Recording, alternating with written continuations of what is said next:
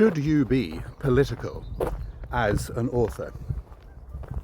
Over the last 10 years or so, we've seen quite often in books, fiction books, television shows, movies, a lot of ideology coming through, just in the way that they're written, in the kind of ideas that are being presented, the kind of assumptions that are being made.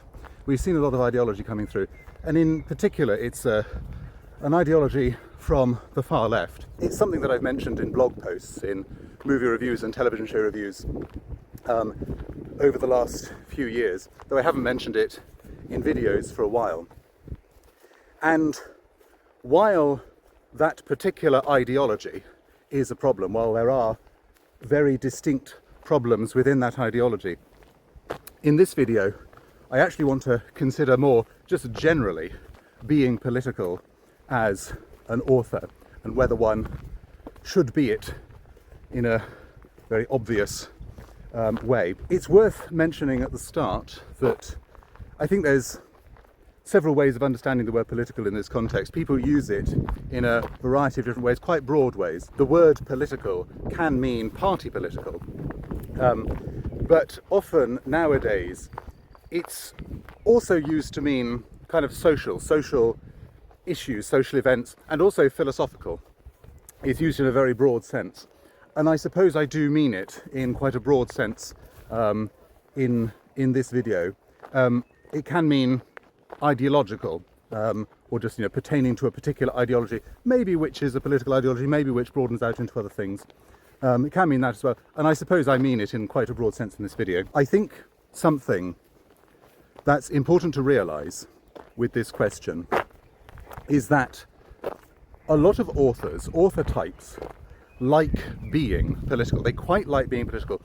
Author types, I think, quite like having thoughts and opinions about things in society, whether they be purely social things or whether they be political things.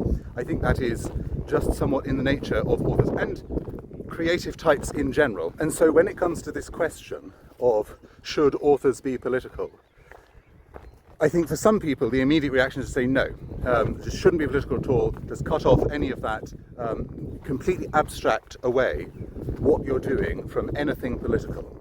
And I think this is very difficult for a lot of authors. A lot of authors, even if they recognise maybe that's a good idea, maybe there are good reasons to do that, they don't really want to do that. So I think it's possibly a little bit unfair to say to authors, no, absolutely nothing political whatsoever, nothing social, nothing philosophical. You may not examine ideas or ideologies. I think that's a little bit much for a lot of authors. They want to do at least some investigation into ideas, into societies, into people in their books. So I think it's unsurprising that a lot of authors are averse to completely abstracting their fiction work from anything political, social, philosophical, ideological. At the same time, however, we have seen over the last 10 years many examples of far too much political ideology being put into different works. So clearly it can go too far, as well as not going far enough, at least for what most authors want. I'm afraid I don't necessarily have a concrete answer for you in this video as to whether you as an author should be political or not. It may be difficult to come to a definitive answer, but I think there are a few general principles that one can follow that insulate you as an author from the more negative aspects of being too political in one's work. One, I think, and I think this is very simple and very easy to follow, is if you are an author, even if you perhaps support one political party over another, it's probably a good idea not to publicly state that you do. By all means, vote for that party if you want to, but I think it's probably a good idea not to openly state affiliation to a particular party. Really, as an author, even if you are not very business-minded, you are a brand. Being an author, you as an author is a brand. And if you state affiliation or support to one particular party, The problem is that your brand as an author gets tied to the brand of that party, and if that party does something that is a bit suspect, that then gets put back onto you, because people say, well, this person supported this party did something that was a bit suspect. Clearly, this particular person, this author, must support that. That's, I think, how it goes. And pretty much every party, pretty much every political party has or does something suspect at some point eventually. So I think the safest way to insulate yourself from that is just never explicitly, publicly state support for any given party. People might be able to work out which party you support, that's fine, but never explicitly state it. I think it's probably better to state support for ideas and particular causes. You know, if there's a particular cause that you really want to champion, maybe that's homelessness in the town where you live. I think this is a brilliant thing to champion as an author, and very difficult for anyone to criticise you on. And maybe there is a particular party or a particular politician who is also championing that. And maybe it's clear that you champion the same thing that this party or this politician in your area champions.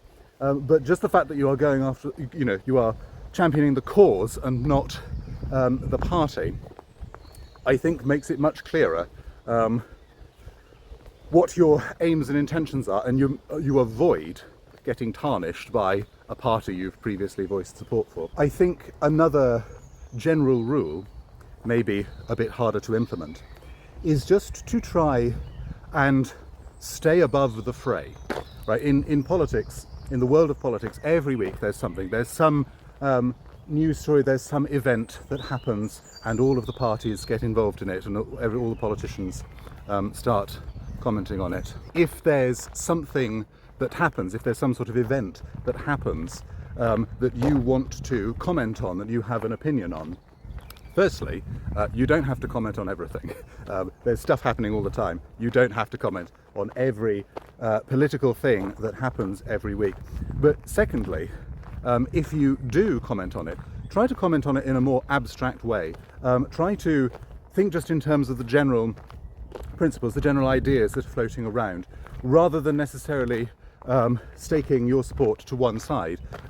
Try to abstract it, try to go to a higher level, and try to retain a certain degree of distance, and not indifference, but a kind of calmness, a kind of casualness, so that you are not staking yourself too much to that one particular event and the sides that will inevitably form around it. Try to just talk in terms of the underlying ideas, the underlying principles. I think there are probably other general rules that one could come up with for authors with regards to political stuff. But I think the general idea, the general approach that I have and that I like to use to an extent is stay above the fray.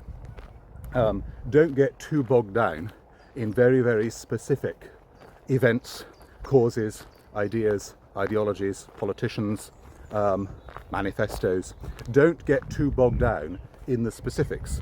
Try to stay on the level of ideas and abstract discussion and broader aims for society, rather than this party wants this particular thing, this politician wants this particular thing, is that going to work, and so on. I think that's generally much safer, and that allows you then to comment on these things, to talk about these things, and indeed to include these things in your works without causing a degree of consternation or debate or argument among fans and detractors and everyone else on the internet. So those are my thoughts. It's a hot topic. It's something that people have been talking about for years and years and years. I've not seen much generally in the way of people talking about solutions or approaches or things you can do, ways you can go about it. But I'm sure everyone has them. So whatever your thoughts are on that question, should you be political as an author, tell me in the comments below. That's all I have for you today.